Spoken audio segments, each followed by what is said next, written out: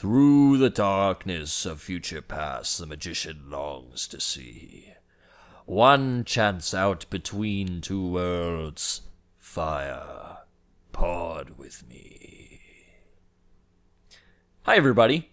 Welcome to our Twin Peaks podcast, Fire Pod with Me.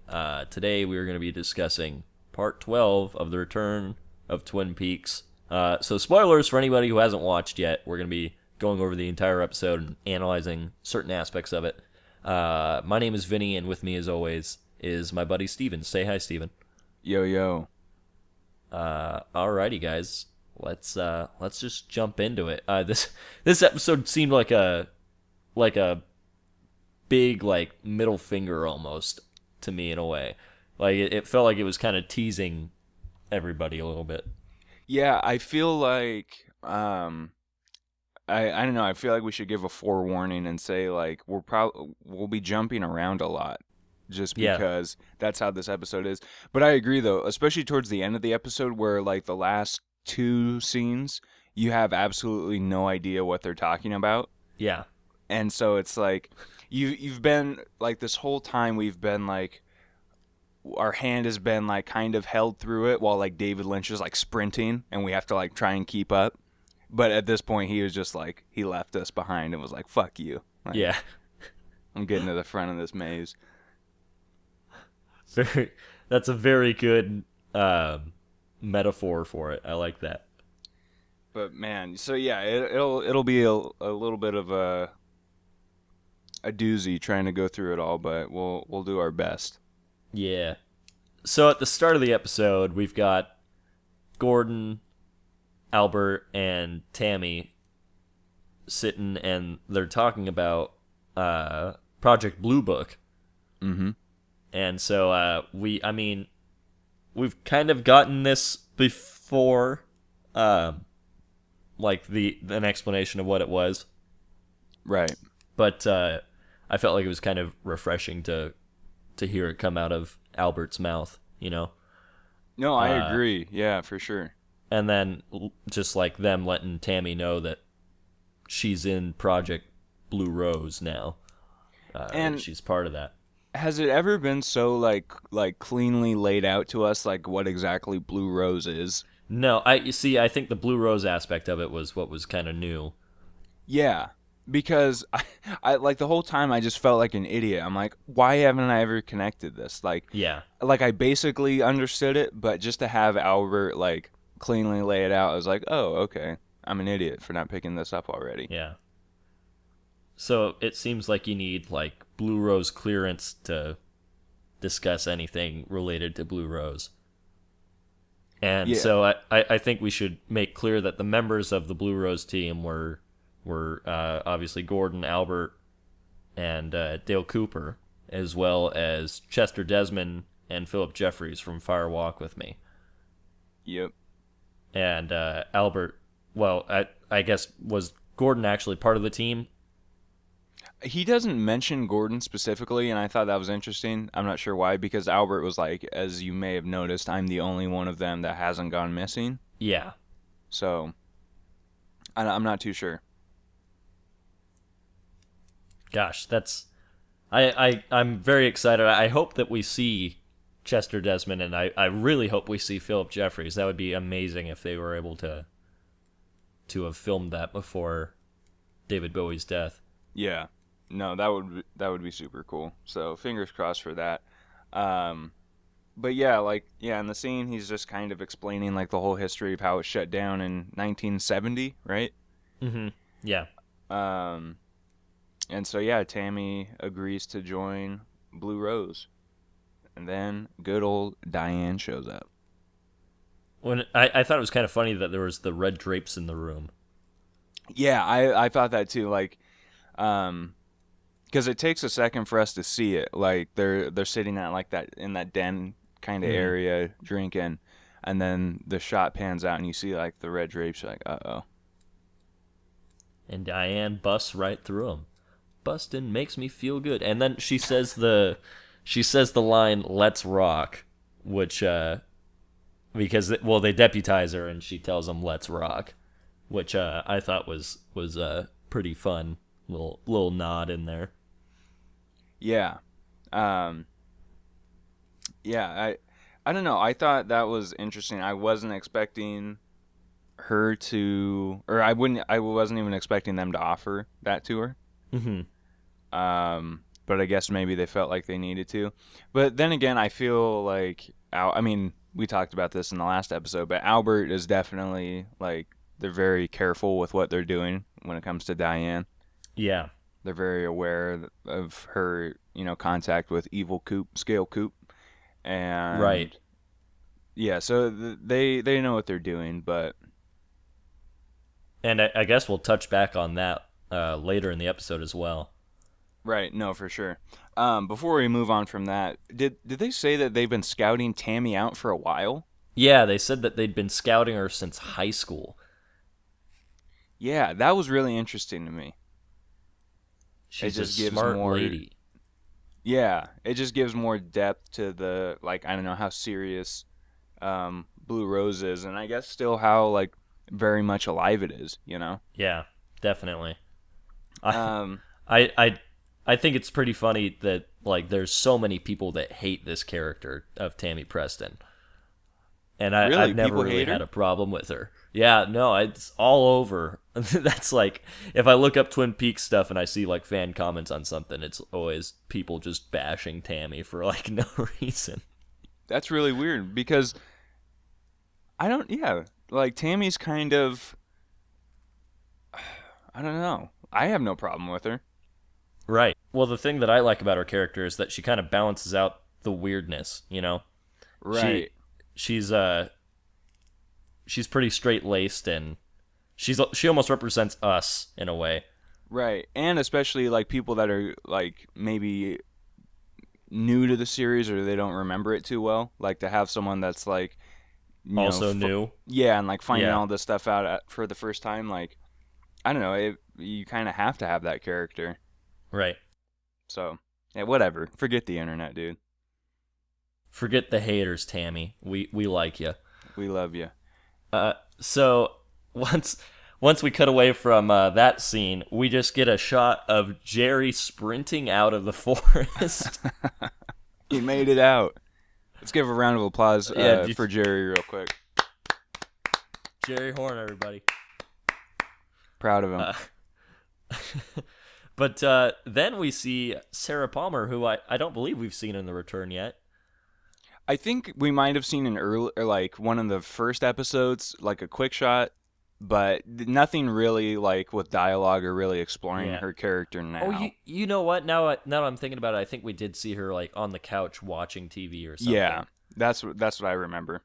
But she's buying all that Bloody Mary mix and whatnot. And then when she approaches the counter to ring it up, she's staring at a display of turkey jerky.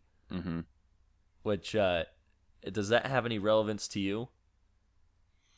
I don't think so. Like that really weirded me out. Like I kind of just took it as she's very perceptive and kind of out of her mind a little bit. Yeah.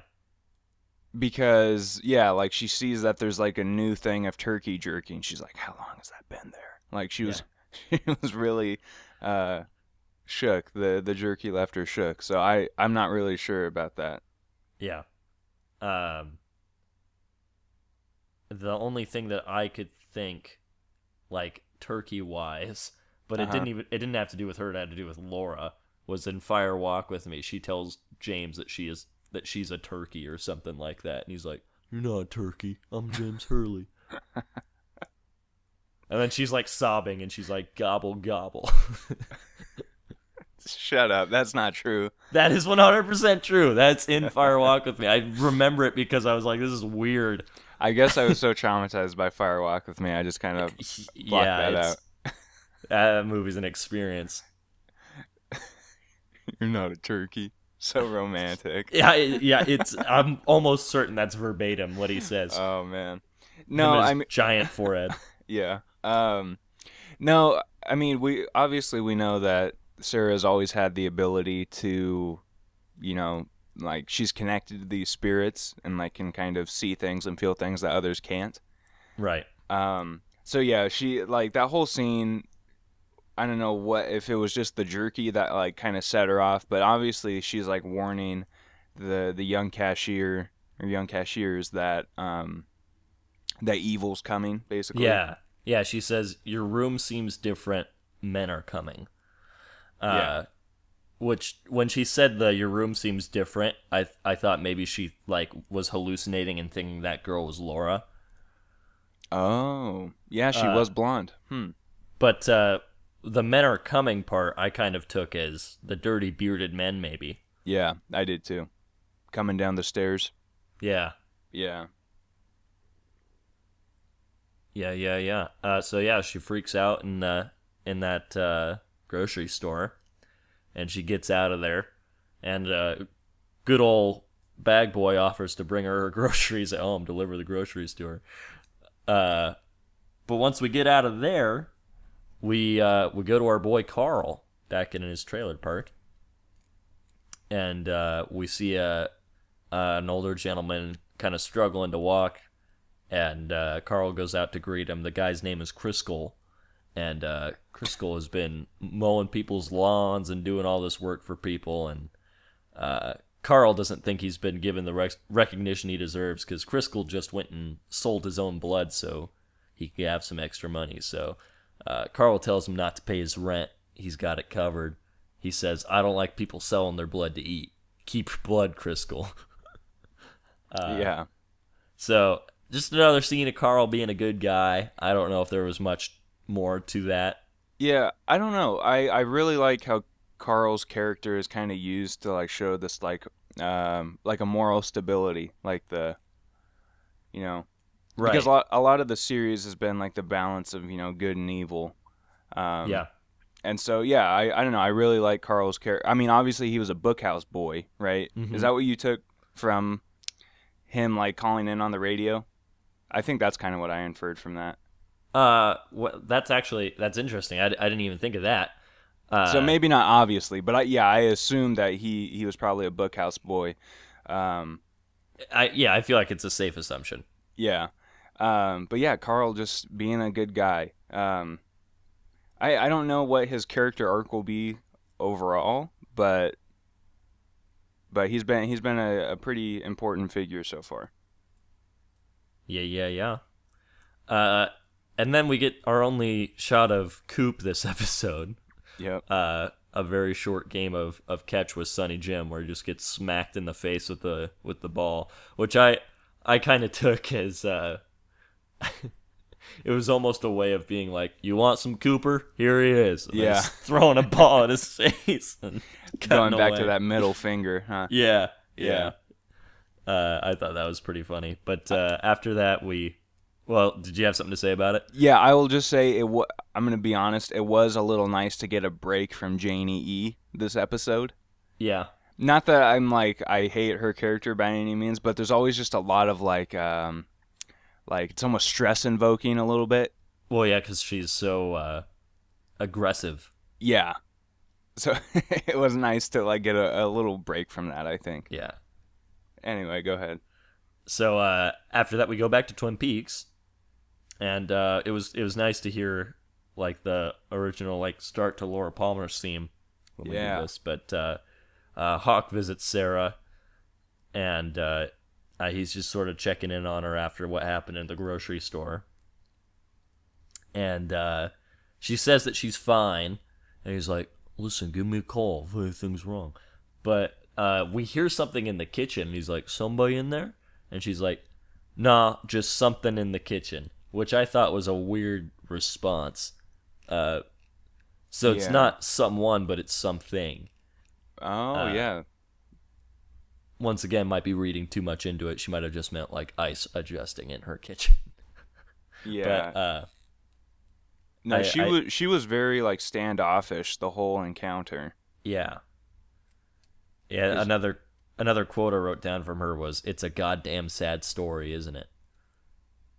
Yeah, because we've really seen like this whole episode, like she's drinking, a good amount. It looks like she's, just kind of, I don't know, we see the effect that the loss of Leland and Laura has had on her after all these years still. Definitely.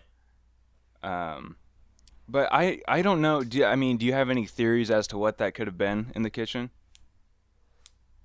The horse. I don't know. I don't know.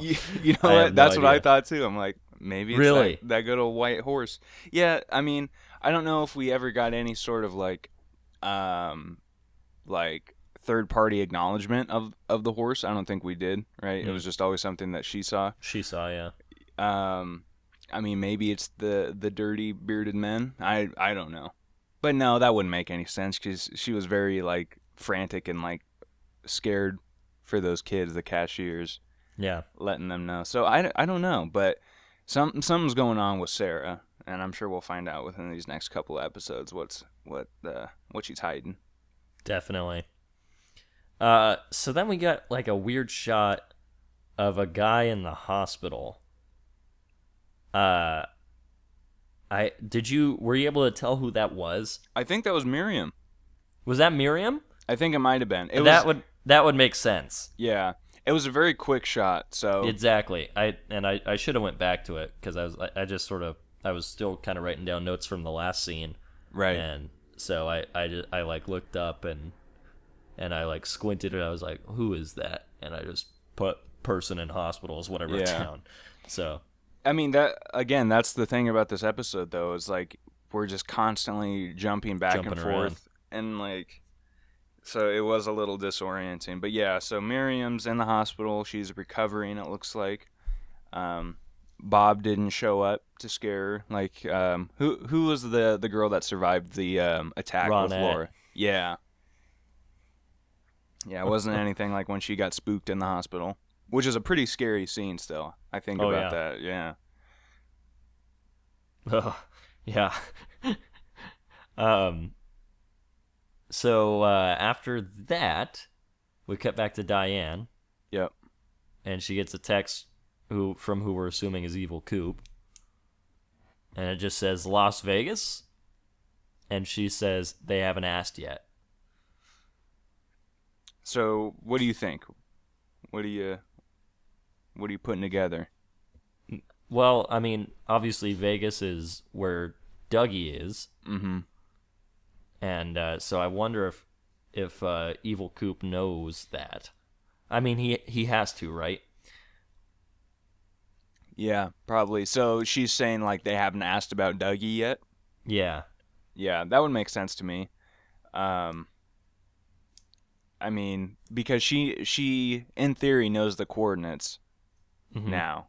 I mean, we'll talk about that later, but yeah, like she doesn't really have an upper hand that we know of, but I mean, who knows what her and Evil Coop have been talking about off screen.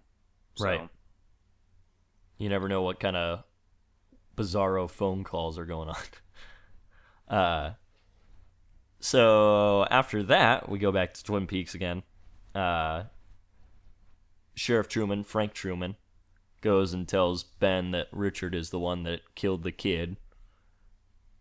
And essentially just telling Ben about, that he's on, Richard's on the run, and he was hoping that Ben could help with the hospital bills for Miriam and with the kid's family.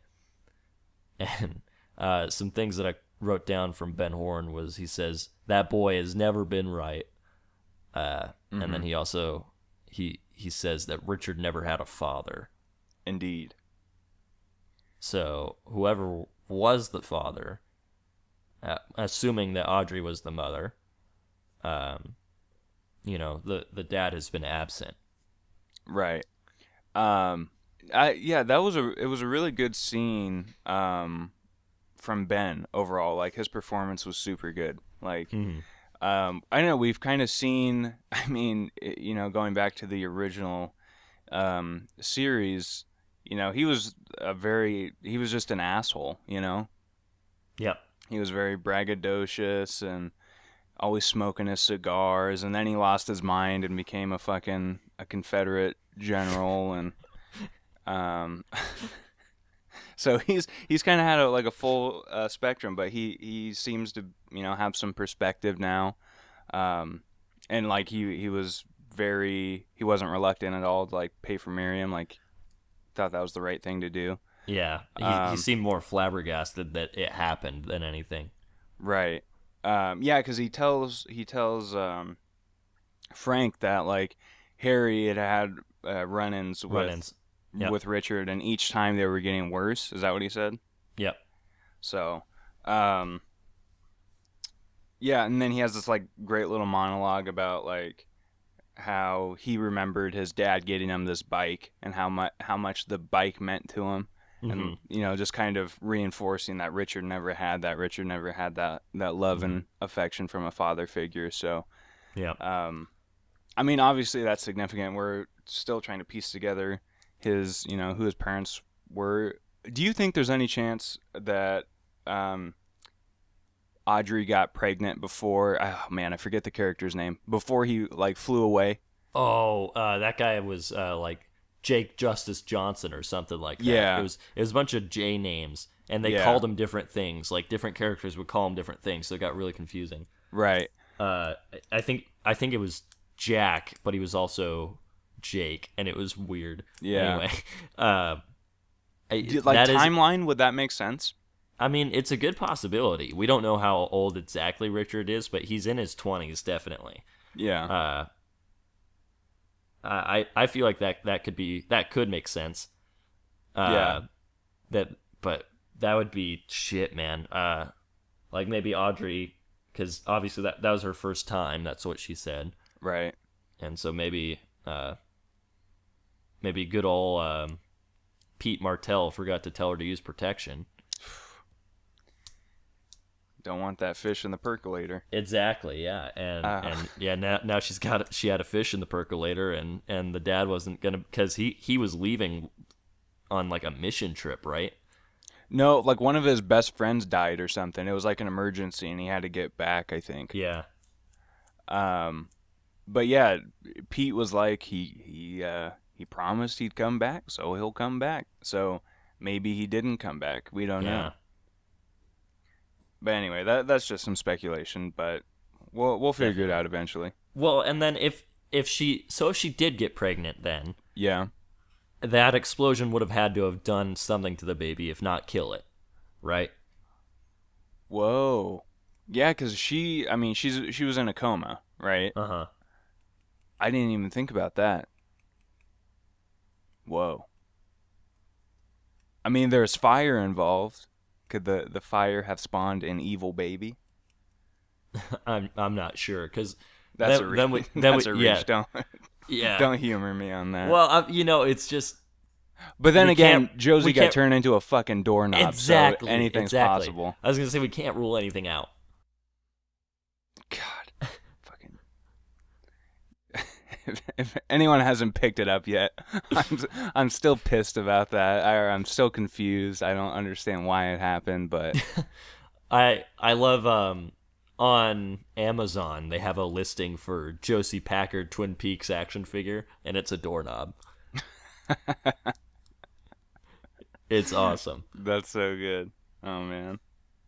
All right, so, let's get back on track here. Yeah. So the other important thing from that scene was Ben kind of like looks down at the desk and he picks up Cooper's key, and he was just like, I was hoping to give this to Harry, and Frank's like, I think he'll like that.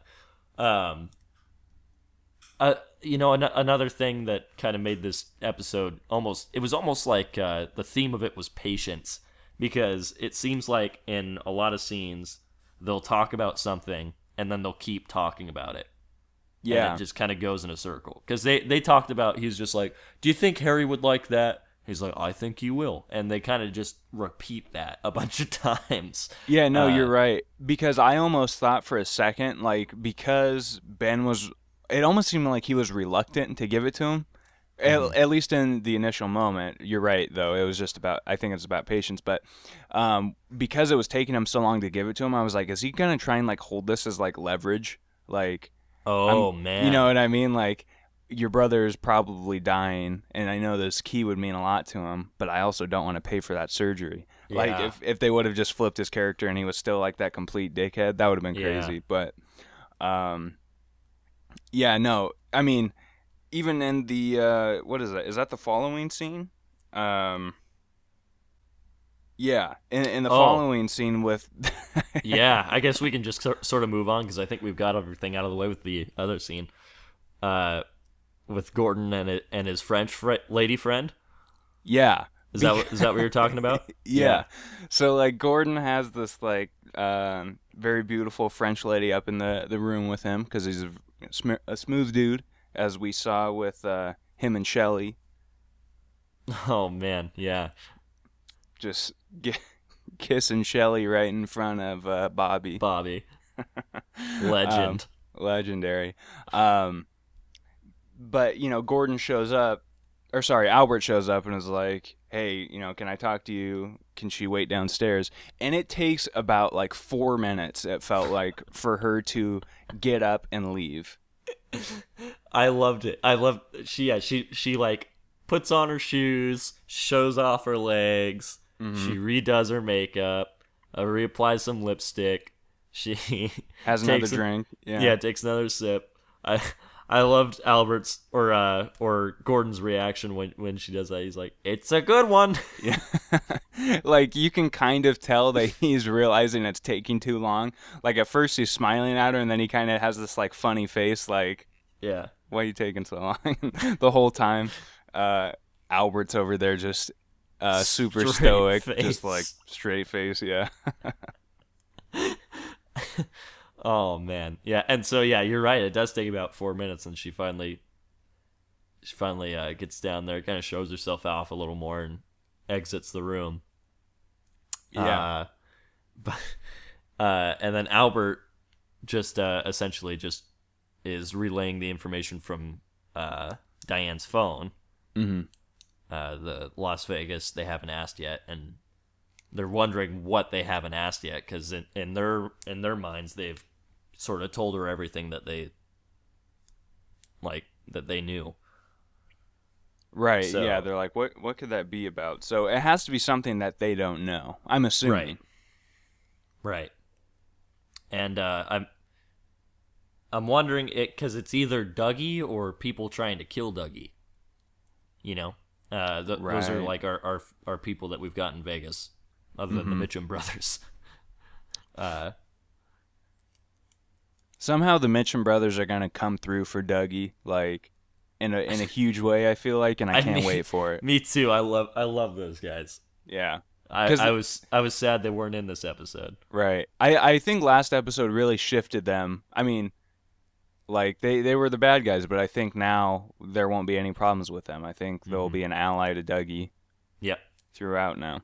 Yeah, I think they're gonna be pretty loyal. Yeah. I still love the shot of them howling at the check. Oh man, me too. I love all the memes that are spawning from it. Yeah. It's great. Way too good. The one that was like Mark Frost and David Lynch when they got the go from Showtime. Yeah. I love the one that made it say coupon good for 2 rides from Jade. Yeah. So good. All right, so oh man. Well, one last thing here. Yeah. We get a classic Gordon Cole hearing discrepancy. Yeah. Gordon is talking about the wine Yeah. that he wants to go and drink with the lady, and Albert's like, "What kind is it?"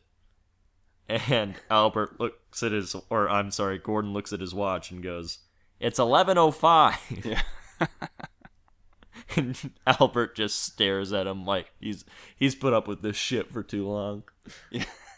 That's what I love about like this version of Albert is like he throughout the whole like original run he's so just like easily fed up and like will be a smart ass to you and let you know like why you're pissing him off, but now he's just like this bitter old man. Just fuck Gene Kelly. Yeah, Gene Kelly. Still probably my favorite line. But yeah, he's had enough of him. Alrighty, so after that we cut back to Tim Roth and Oh, what's her name? Jennifer Jason Leigh. I Yeah. don't know their characters' names. Her name Apologies. is Chantel, but I can't remember what his name is. Might as well just be Cheeto. Yeah, Cheeto. Holy shit. But they're gonna go kill the warden for Scale Coop, like he asked him to, and Tim Roth really wants to torture the guy, but Chantel's like, "Don't have time for torture. I'm hungry. We passed a Wendy's on the way here." While she's munching on Cheetos, mind you. Yeah. So the warden shows up. He pulls into the driveway, and Tim Roth shoots him right in the back, and he kind of the warden starts kind of pulling himself on the ground and sticks his head up, and that gives Tim Roth the headshot that he needs, and so turns to Chantel and says, "Next stop, Wendy's." I loved that.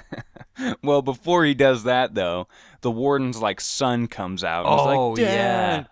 And like starts crying and runs to his dad. And then Tim Roth says, like, back to or what does he say? Next stop, Wendy's. Next stop, Wendy's. So it just goes back to like how well David Lynch can like mesh these awful, horrible situations with humor. And it doesn't miss a beat. Like the scene last episode where, he's about to get sucked up into the portal, into the vortex in the sky, and like it's a really intense moment for him, and then it gives us that long shot, and it's just him like waving his arms. His arms in the air. Yeah, that was great. Like I don't know how he does it, but yeah, it was fucked up, but it was funny too. Love that. So, right after that, we go back to good old Jacoby as Dr. Amp. It's 7:00. Yeah. Fucking... Where's your freedom? And it kind of... I almost felt like it was not different at all from what we saw previously of Dr. Amp. We definitely saw the cut and paste commercial for dig yourself out of the shit. Mm-hmm. We've seen that at least once or twice. But of course we get a cut to Nadine. It's working for me, Dr. Amp. Mm-hmm. Yeah, I thought his little monologue this time around wasn't so like it was unhinged, but it was more like based in reality almost, if that makes any sense. I don't know, because he was just talking about like politicians need to serve and like for the people that you represent, and like I don't know, it wasn't so Alex Jonesy. So the reason why I say that is because it's hard for me to like dissect exactly like the I don't know who his character is. Is he crazy? Is he someone that is actually like sane, and he's just kind of doing it for the money? Yeah, like maybe, I don't know, or not the money maybe, but even just like the fame in it. I don't know. Right. The whole Alex Jones aspect of it. Selling his fucking sugar pills because make you an alpha male and make your brain big and whatever the fuck. Yikes. So yeah, like I don't know. I like his character. It's who knows the whole purpose of it. Who is he gonna dig us out of the shit? Well, how about this theory? Yeah. In episode 8, we see got a light. We see him go into a radio show and take it over. What if that happens again with Dr. Amp? Whoa. But what if Dr. Amp has the shovel ready and shovels himself out of the shit before the God Light guy can kill him? That's a good theory, man. I'm with you on it. Well, because to me it just sort of has felt like foreshadowing. So, yeah, that's kind of what I think might happen, but you never know.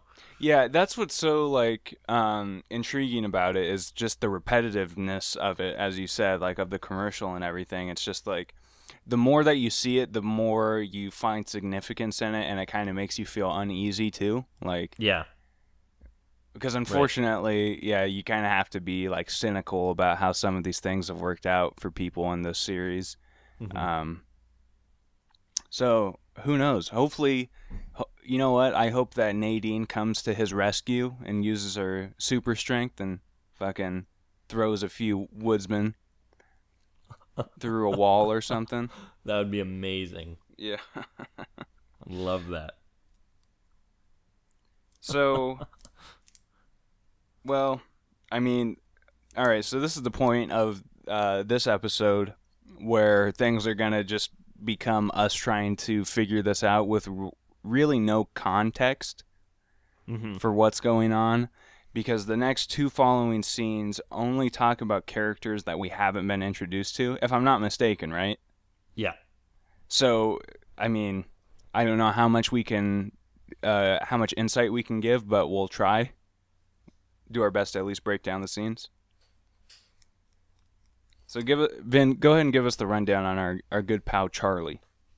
Charlie is apparently Audrey Horne's lovely wedded husband, who we see Audrey for the first time here in the entire return, and everybody's been waiting for her, and here she is, married to this strange. He's got a lot of paperwork on his desk. He's saying he's got deadlines. But what she's trying to get him to do is come with her to find a guy named Billy.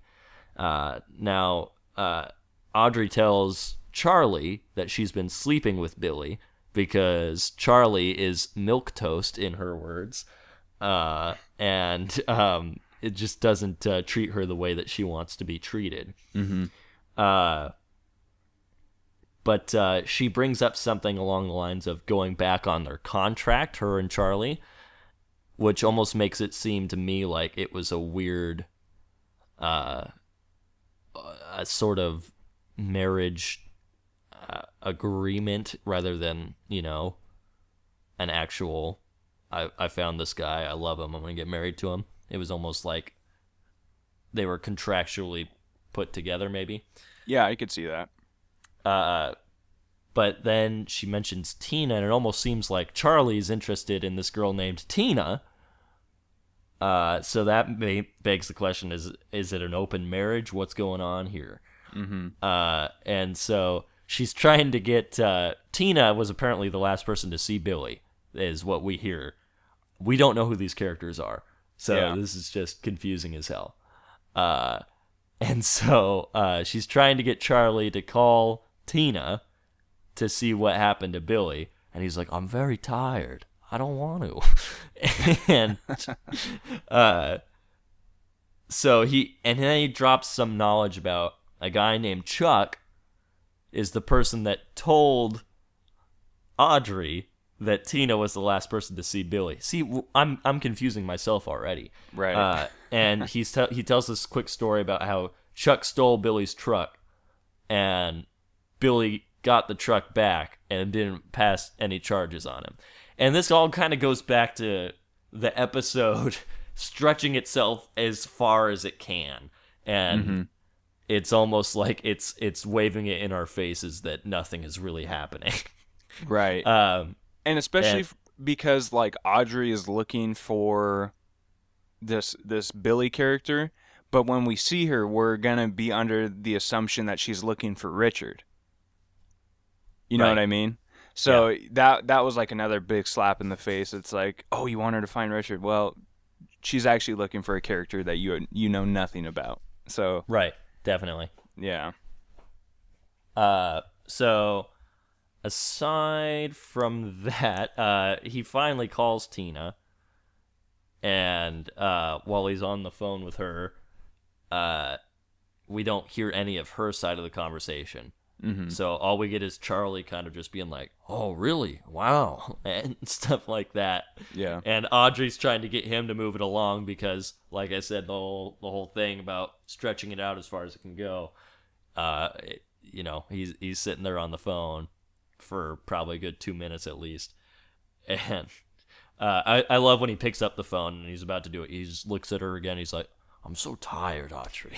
he keeps reiterating how tired he is. Yeah. And so he finally hangs up the phone and just stares at Audrey, and she's like, "Well," and he just doesn't say a word. And she goes, "You're not gonna tell me what she said," and never gets her answer because we cut away from that.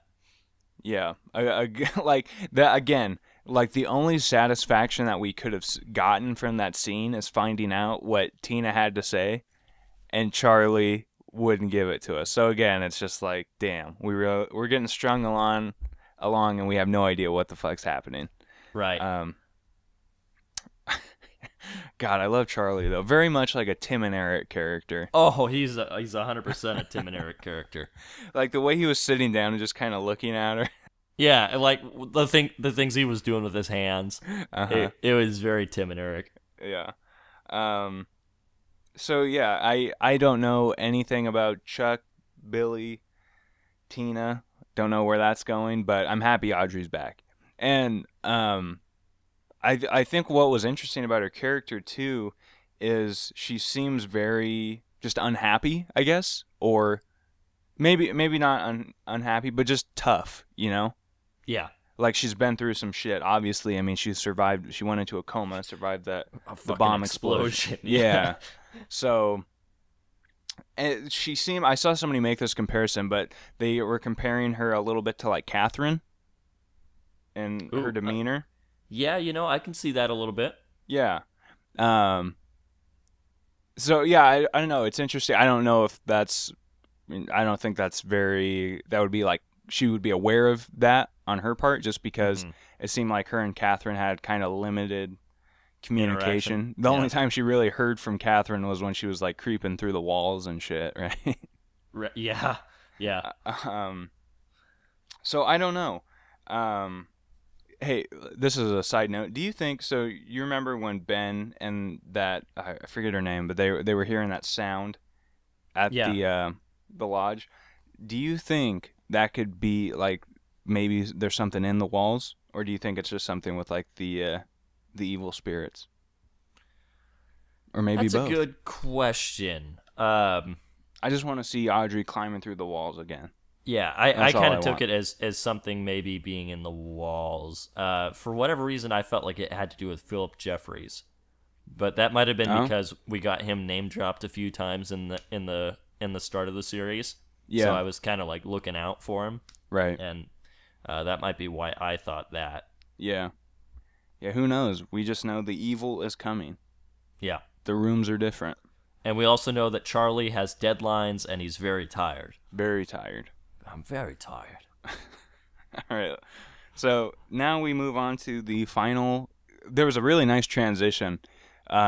Just a very dark, like ominous kind of flyover shot of like some wood, like a foresty woods area, and then it's like a quick jump cut to the roadhouse, right?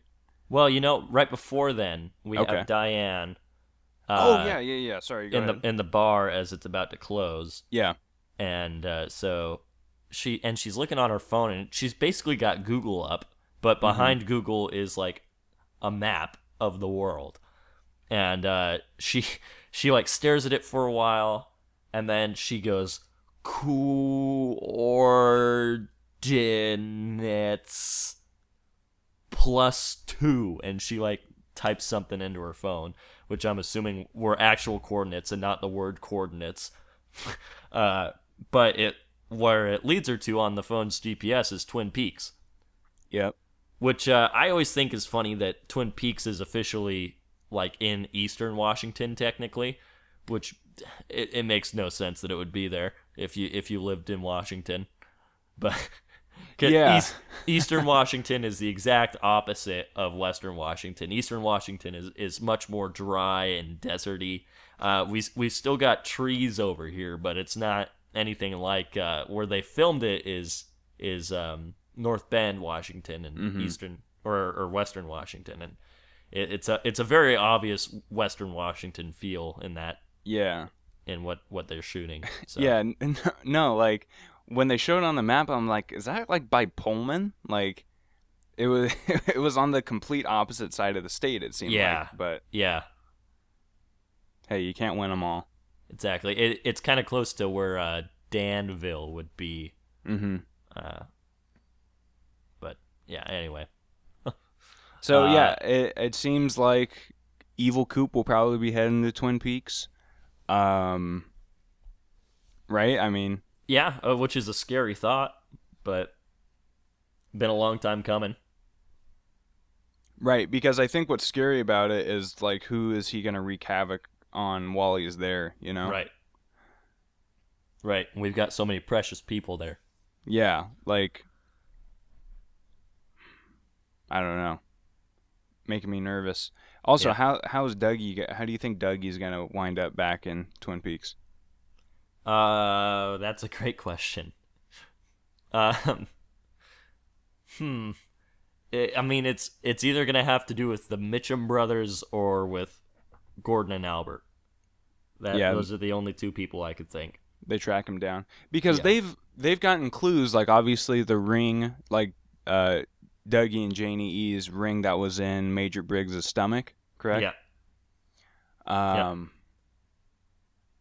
like they've gotten their clues. I'm trying to think of other ways that they would have gotten their clues.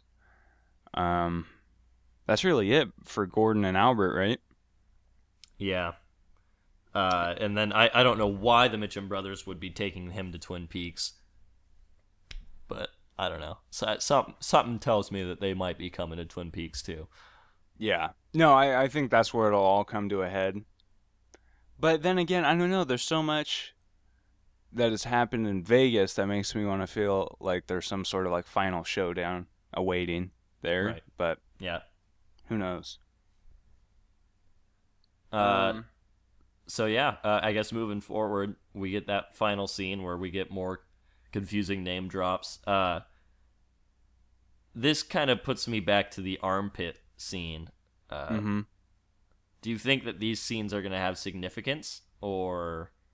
I think so. Like, I don't know. I think there was something about. I mean, I feel like there was some important things said like that we could interpret. Like, essentially, it's two women sitting at this like a booth at the Roadhouse, and they said they're looking for their friend Angela. They haven't seen her, and one says that they saw like.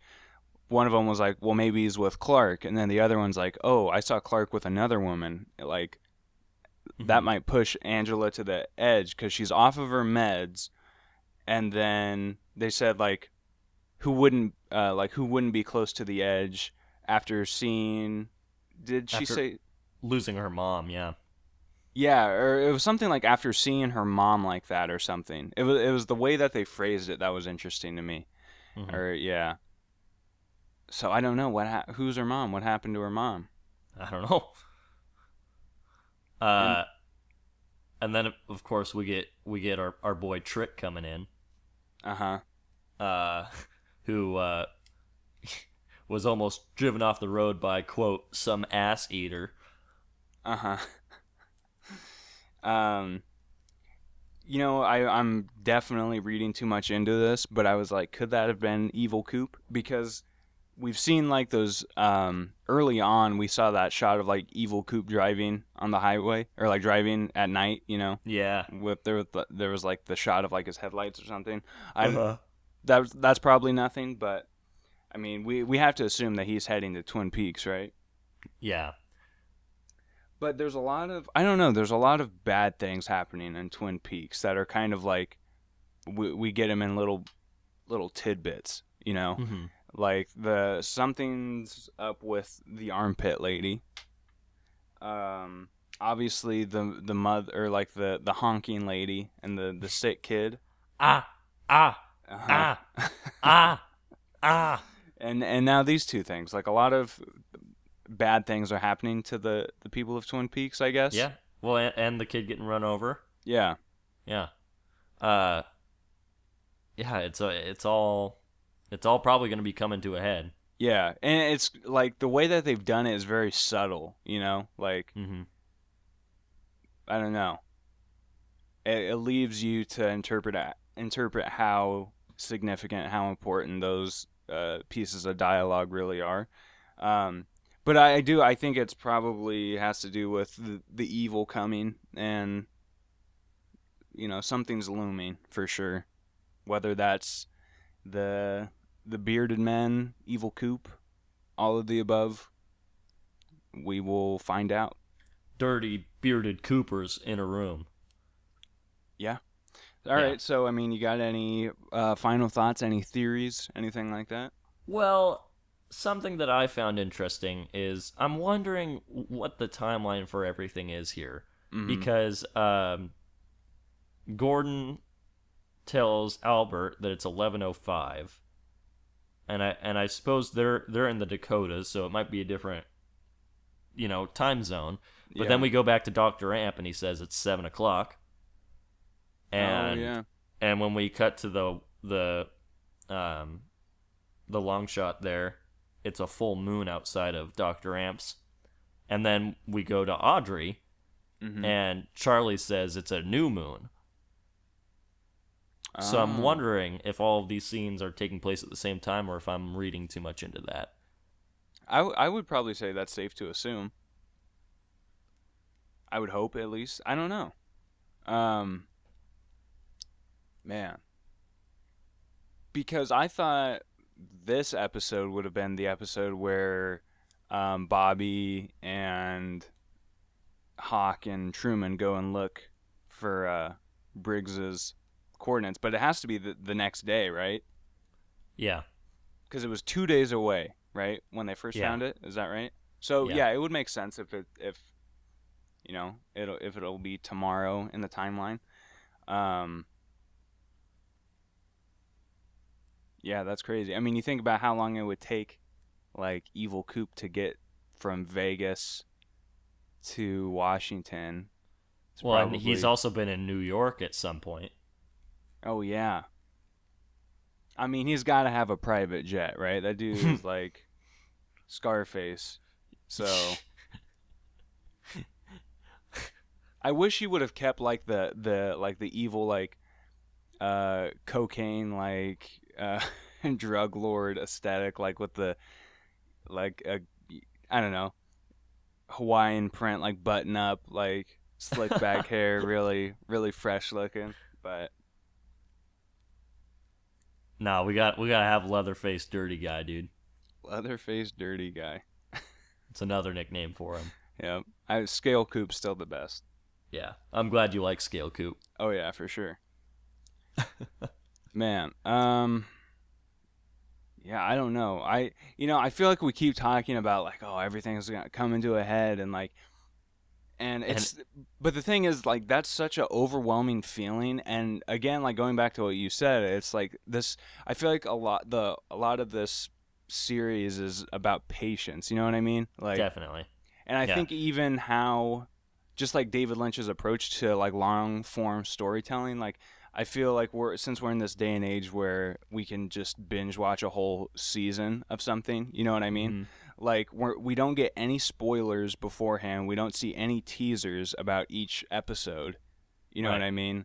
Like, I mean the whole series is based around the idea that Coop is like, we're waiting for Coop to become Coop again. Not that Coop has to go through this like hero's journey, or he's going through a whole nother mystery. We're just waiting for him to become himself again. You know what I mean? Right. Like, and I love that, like, the poster for the show, like the first like teaser poster we saw was like the image of Cooper's face over Twin Peaks, and it says it's happening again. So like to the outside person that like maybe didn't even remember the finale of the original series, they're gonna be like, oh yeah, he's just gonna have to come back to Twin Peaks and solve another mystery. But it's not at all what's going on. No, far from it. So yeah, like from the get-go, we've had to be patient, and it's really paid off. You like, once you buy into the series, like, I don't know if I've enjoyed watching something this much ever. You know? Yeah, it's so good. Definitely. But I don't know. Those are my thoughts. I'm very excited for what will be episode 13. Yep. and what will be episode 5 for us, the Big 5. The Big 5. The Big 5. Hope everyone has been enjoying these. We're having a lot of fun talking about it and recording Definitely. it. Definitely. Before we go though, I've got one last final kind of important question here. Here we go. What do you think that they got from Wendy's? I mean, it's got to be a Baconator. Baconator? Well, because I'm assuming they both order something different. So who's getting the Baconator? Definitely Tim Roth. He's getting like the double stack Baconator. Yeah. All right. And what's Jennifer Jason Leigh's character's name? Chantel. Maybe Chantel's getting like, because maybe she's filled up on Cheetos a little bit, so maybe she's getting something like kind of small. I don't see that. She seemed pretty hungry, dude. All right, what do you think she's getting? Well, I think she's getting the queso thing. Okay. I think she hasn't had enough cheese. That's a good queso, like the fries, or she'll probably get like the cheese fries, and then probably like the queso chicken sandwich or whatever they're advertising right now. Wow.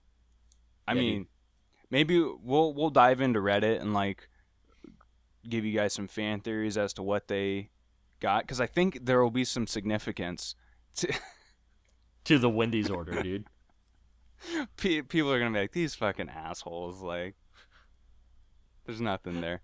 But I hope she got a Frosty. Oh yeah, definitely. And they got to dip the fries in the Frosty, and especially after like killing a guy, you know. Right. Nothing soothes the soul like a Frosty after murder. Right. Wendy's new catchphrase. I'll try and pitch that to him. You know how it says like the Wendy's logo, there's like in like her like bow tie, it says mom. Yeah. I think that they should just replace that with like after murder food is what it should say in there. Yikes. I think that'd go over well. I think so too. All right. Well, hey guys, thank you once again for listening to FirePod with me. It's been a good time. Once again, I'm Pete Martell, and that's Wyndham Earl. Thanks for listening, and we hope to see you again next time when hopefully we see our boy Big Ed. Can we just have a moment of silence for all the Big Ed heads? If you are a Big Ed head, go ahead and like, comment, subscribe. And if you don't, since I'm Wyndham Earl, I will drop some tarantulas on your head. You'll probably be okay. It'll be a minor inconvenience, but people might assume that it killed you. Just because I don't fucking know. That's just how it goes. And yeah, if I don't see you smash that motherfucking like button, there's going to be a fish in your percolator. You better believe it. You know, going with the context that we laid earlier to that joke, that's a little weird. I don't remember the context. People that have listened all the way through will get it. I already don't get it, and I recorded it. All right. Oh, shit. Now I remember. I won't impregnate you, I promise. This has gotten weird. We always have awkward goodbyes. This is by far the most awkward. I apologize. I'm not going to impregnate you. I just want to screw up your coffee. All right. Thanks, everybody. Hope to see you again next time.